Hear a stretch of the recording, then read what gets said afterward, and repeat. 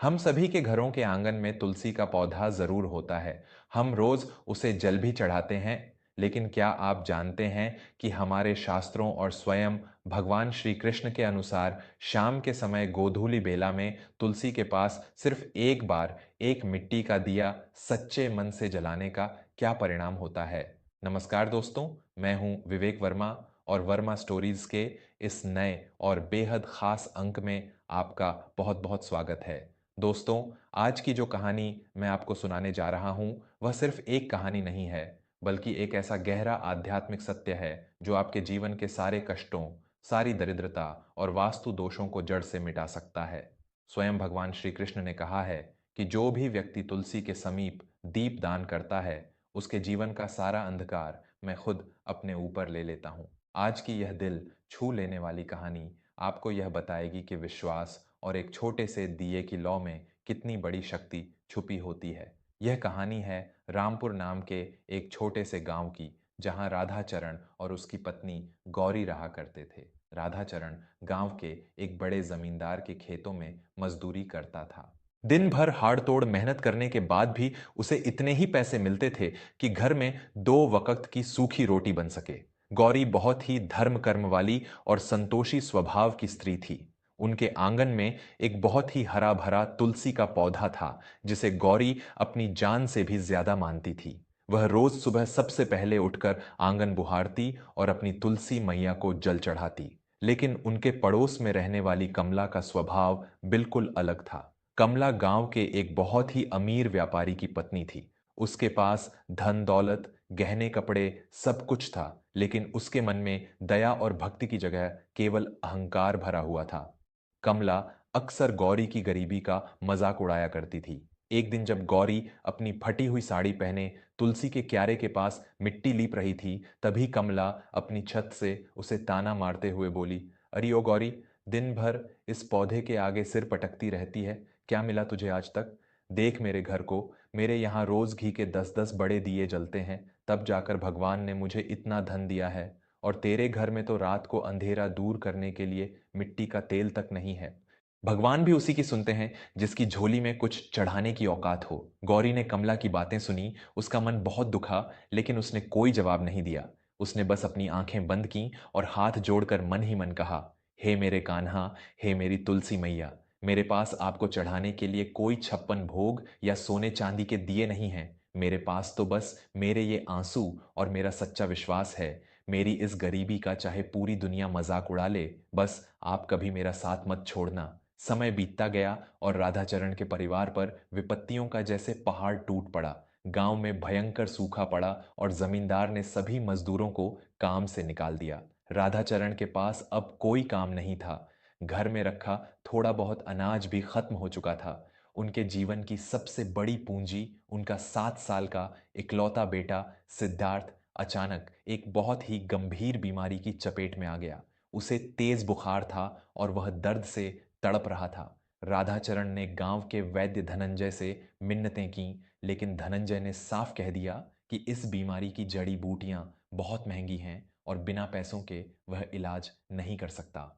राधाचरण जब रोता हुआ खाली हाथ घर लौटा तो गौरी का कलेजा फट गया। घर में अब एक भी पैसा नहीं था। सूरज ढल चुका था और घर में चारों तरफ भयंकर अंधेरा छा गया था। उस रात देवउठनी एकादशी थी, कार्तिक मास का वह पवित्र दिन जब हर घर में दीप जलाए जाते हैं। पूरे गांव में रोशनी जगमगा रही थी। कमला के घर में तो जैसे दिवाली मन रही थी, लेकिन गौरी का आंगन आज बिल्कुल वीरान और अंधकार में डूबा हुआ था। रसोई के एक कोने में एक छोटी सी शीशी में बस चंद बूंदें तिल का तेल बचा हुआ था। राधाचरण ने उस शीशी को उठाया और गौरी से कहा, गौरी, बस यही थोड़ा सा तेल बचा है। सिद्धार्थ बहुत कमजोर हो गया है। तू ऐसा कर, इन चंद बूंदों से सिद्धार्थ के लिए थोड़ी सी खिचड़ी छौंक दे, शायद उसके शरीर में कुछ ताकत आ जाए। गौरी ने उस तेल की शीशी को अपने हाथ में लिया। उसकी आंखों से आंसू बह रहे थे।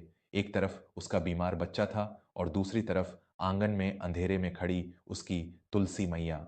गौरी को कुछ दिन पहले गांव में आए एक महात्मा की कही हुई बात याद आ गई।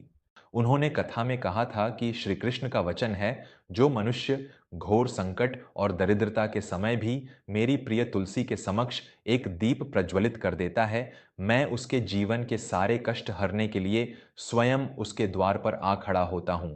गौरी ने अपने आंसुओं को पोंछा और एक बहुत ही कड़ा फैसला लिया। नहीं राधाचरण, यह तेल आज खिचड़ी में नहीं पड़ेगा। आज एकादशी की पावन रात है। आज तक मैंने अपनी तुलसी मैया को कभी अंधेरे में नहीं रखा।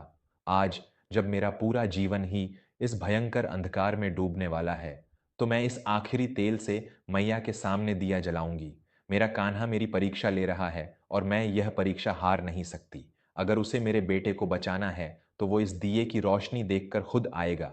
राधाचरण अपनी पत्नी की इस अटूट भक्ति को देखकर हैरान रह गया। वह कुछ बोल नहीं पाया। गौरी ने एक पुराना टूटा हुआ मिट्टी का दिया लिया, उसे अच्छे से धोया और उसमें वह बचा हुआ सारा तेल डाल दिया। उसने रुई की एक छोटी सी बाती बनाई और कांपते हाथों से आंगन में जाकर अपनी तुलसी के सामने वह दिया जला दिया। गौरी वहीं मिट्टी पर घुटनों के बल बैठ गई और फूट फूट कर रोते हुए हाथ जोड़कर प्रार्थना करने लगी, हे मेरे माधव, हे वृंदा मैया, मैंने अपना सर्वस्व आज आपके चरणों में अर्पण कर दिया है। मेरे घर में अब अन्न का एक दाना नहीं, मेरे बच्चे की सांसें टूट रही हैं। मुझे इस दुनिया में किसी से कोई उम्मीद नहीं है। अब आप ही मेरे बच्चे के प्राणों की रक्षा करें। तभी अचानक मौसम ने एक भयानक करवट ली। आसमान में काले बादल छा गए और बहुत तेज तूफानी हवाएं चलने लगीं। गांव के बाकी सभी घरों के, यहाँ तक कि कमला के आंगन में रखे वो सभी दिखावटी घी के दिए भी हवा के तेज झोंकों से एक एक करके बुझ गए। गौरी घबरा गई कि कहीं उसकी तुलसी मैया का दिया ना बुझ जाए। वह तुरंत उठी और उसने अपनी फटी हुई साड़ी का पल्लू उस छोटे से दिए के चारों तरफ फैला दिया, ताकि हवा उसे बुझा ना सके। तूफान और तेज हो गया। गौरी ठंड से कांप रही थी, लेकिन वह एक पत्थर की मूर्ति की तरह उस दिए को दोनों हाथों से घेरे हुए साड़ी का आवरण बनाए बैठी रही। रात के करीब 10 बज चुके थे। तूफान थम गया था। तभी अचानक उनके घर के जर्जर दरवाजे पर किसी ने बहुत जोर से दस्तक दी। राधाचरण ने डरते डरते दरवाजा खोला। सामने जो दृश्य था उसे देखकर राधाचरण के पैरों तले जमीन खिसक गई। दरवाजे पर गांव का सबसे बड़ा वैद्य धनंजय अपने हाथ में जड़ी बूटियों का एक बड़ा सा थैला लिए खड़ा था। राधाचरण, जल्दी मुझे सिद्धार्थ के पास ले चलो, उसे तुरंत औषधि देनी होगी, वैद्य धनंजय ने हड़बड़ाहट में कहा। राधाचरण कुछ समझ नहीं पा रहा था। लेकिन वैद्य जी, मेरे पास तो आपको देने के लिए एक फूटी कौड़ी भी नहीं है। आप इतनी रात गए यहां कैसे? वैद्य धनंजय की आंखों में एक अजीब सी चमक और हैरानी थी। उसने राधाचरण का हाथ पकड़ लिया और कांपती आवाज में कहा, पैसे? पैसे तो मुझे मिल गए राधाचरण। अभी कुछ देर पहले जब वो भयंकर तूफान चल रहा था, तब मेरे दवाखाने का दरवाजा खुला।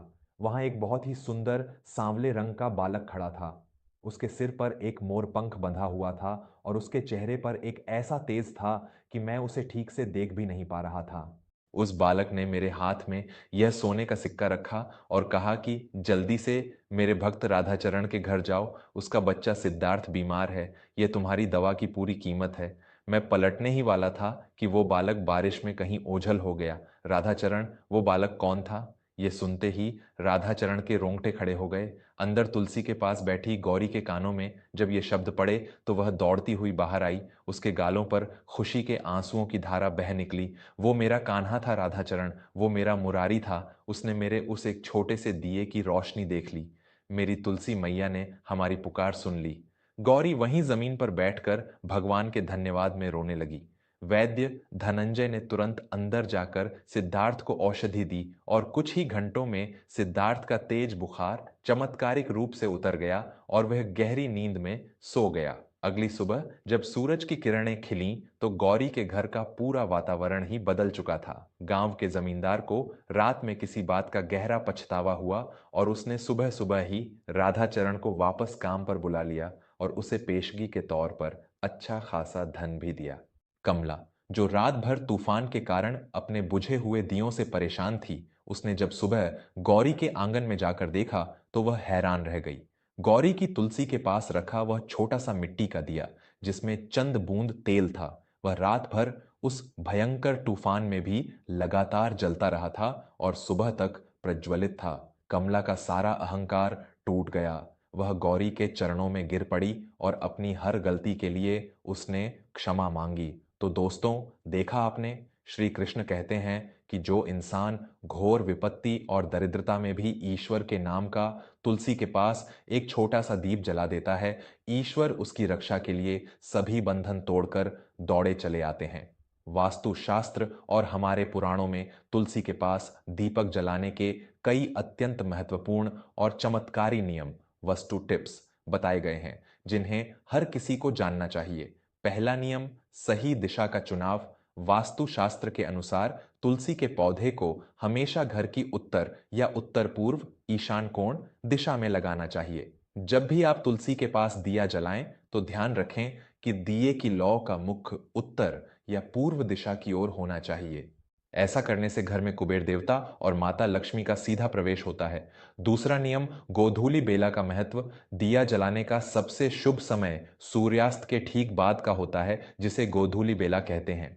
जब दिन ढल रहा हो और रात आ रही हो, उस समय तुलसी के पास दीप जलाने से घर के अंदर की सारी नकारात्मक ऊर्जा, नेगेटिव एनर्जी, हमेशा के लिए जलकर भस्म हो जाती है और दरिद्रता कभी घर की चौखट पार नहीं कर पाती। तीसरा नियम, कौन सा तेल इस्तेमाल करें। पुराणों में स्पष्ट है कि तुलसी मैया के सामने सबसे शुद्ध और उत्तम दिया गाय के शुद्ध देसी घी का होता है। लेकिन अगर किसी के पास घी नहीं है तो शुद्ध तिल के तेल का दिया जलाना चाहिए। तिल के तेल का दिया घर के सभी वास्तु दोषों और पितृ दोषों को शांत करता है। सरसों के तेल का दिया तुलसी के पास भूल कर भी नहीं जलाना चाहिए। चौथा नियम, दिया रखने का सही तरीका। बहुत से लोग अनजाने में एक बहुत बड़ी गलती करते हैं। वे जलता हुआ मिट्टी का दिया सीधा तुलसी के गमले के अंदर की मिट्टी में ही रख देते हैं। वास्तु के अनुसार यह एक बहुत बड़ा पाप है। इससे तुलसी की जड़ों को गर्मी और कष्ट पहुंचता है। दिया हमेशा तुलसी के गमले से थोड़ा बाहर, नीचे एक छोटी सी प्लेट या चावल के कुछ दानों के ऊपर रखना चाहिए। इससे घर में कभी भी अन्न और धन की कमी नहीं होती। पांचवा नियम, रविवार और एकादशी का ध्यान। यह सबसे जरूरी नियम है। शास्त्रों के अनुसार रविवार और एकादशी के दिन तुलसी मैया भगवान विष्णु के लिए निर्जला व्रत रखती हैं। इसलिए इन दो दिनों में तुलसी को कभी जल नहीं चढ़ाना चाहिए और ना ही उनके पत्तों को छूना चाहिए। लेकिन हाँ, आप इन दिनों में भी सूर्यास्त के समय कुछ दूरी पर दीपदान जरूर कर सकते हैं। यह अत्यंत फलदायी होता है। दोस्तों, घर में रखी तुलसी सिर्फ एक पौधा नहीं है, वह साक्षात मां लक्ष्मी का स्वरूप है। अगर आप रोज शाम को पूरे विश्वास और शुद्ध मन से एक छोटा सा मिट्टी का दिया उनके सामने जलाकर अपनी परेशानियां उन्हें बताते हैं, तो यकीन मानिए, कोई भी वास्तु दोष, कोई भी बुरी नजर आपके घर का बाल भी बांका नहीं कर सकती। आपको हमारी आज की यह कहानी और ये महत्वपूर्ण वास्तु टिप्स कैसे लगे? क्या आप भी अपने घर में रोज तुलसी मैया के पास दिया जलाते हैं? मुझे अपने विचार नीचे टिप्पणियों, कमेंट्स में जरूर बताइएगा। मैं आपका दोस्त विवेक वर्मा जल्द ही लौटूंगा वर्मा स्टोरीज पर एक और ऐसी ही नई आध्यात्मिक और दिल को छू लेने वाली कहानी के साथ। तब तक अपना और अपने परिवार का बहुत ख्याल रखें। बोलो जय श्री कृष्ण, जय तुलसी मैया। धन्यवाद।